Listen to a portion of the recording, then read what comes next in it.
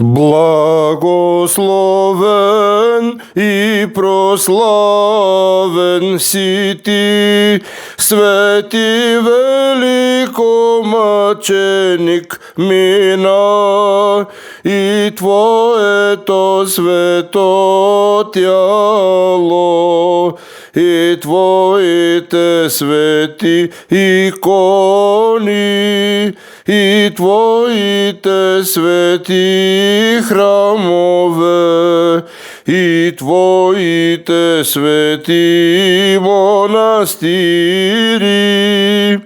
и Твојата света памет, всякога сега и завинаги и во веки веков. Амин.